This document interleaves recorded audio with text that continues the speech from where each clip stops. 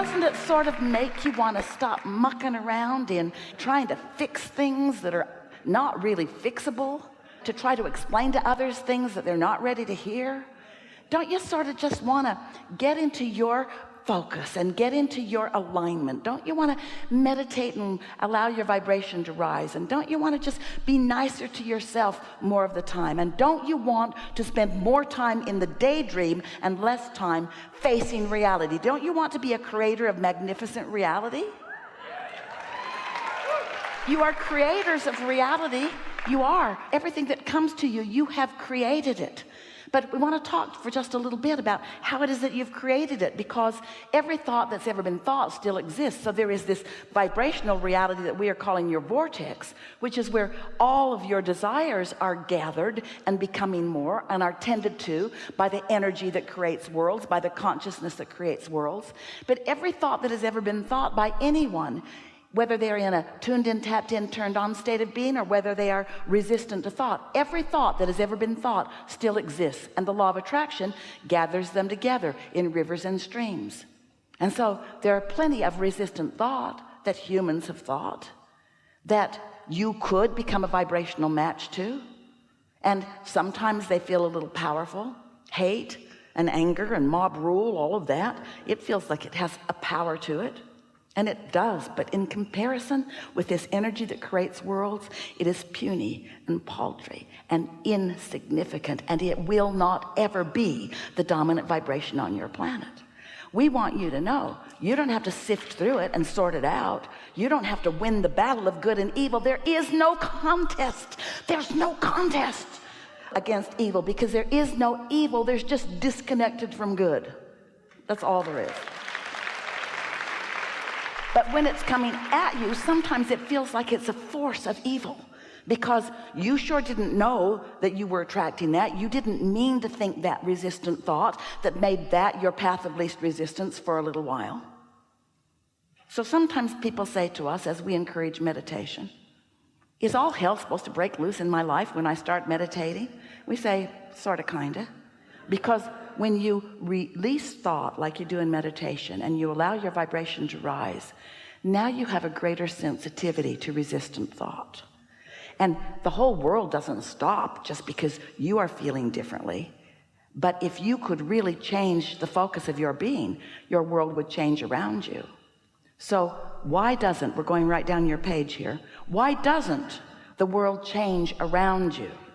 Because you don't really make the change all at once. You are not going to think only these pure thoughts. You're not only going to have love in your heart, because you're going to continue to have some step one experiences. So you're going to continue to have some resistance in your experience. And this is what we're really saying. Your resistant thoughts are going to continue to come to you, because your expansion is something that we all want. We just want you to put it into its proper perspective. We want you to understand that it's all right for you to feel negative emotion about something, because all it means is you right here, right now, and it's all right, have a different vantage point than your inner being. And just knowing that your inner being is calling you toward that broader perspective, just knowing that in very general terms, will help you to enjoy the contrast, to enjoy it. So step one is know what you don't want, know what you do want, and vice versa. Step one is really where the creation happens. It's where you cause the expansion. Step two is there's this culmination of your thoughts, and those thoughts are tended by your inner being, by source, by God, whatever you want to call that. And the law of attraction gathers the cooperative components. And this wonderful gestation is there for you to step into with your awareness at whatever stage you are ready for. The happier you are, the more glimpses you get. The real fun of life is for you to consciously be in a place where you get to witness, to realize, to recognize the impulses, those delicious impulses that are occurring to you, often in the state of a daydream, that are your glimpses into the reality that is taking form for you. And step four is being so good at that, that as the glimpses of this delicious reality are occurring to you, you don't get all practical and kill it. And step 5 is when you are in that state of rapturous realization, often, and then more contrast shows itself to you because you never stop expanding.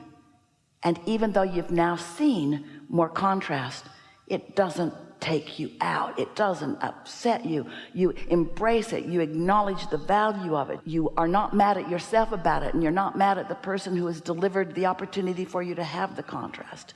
You just accept that it's just part of the ongoing process, you see.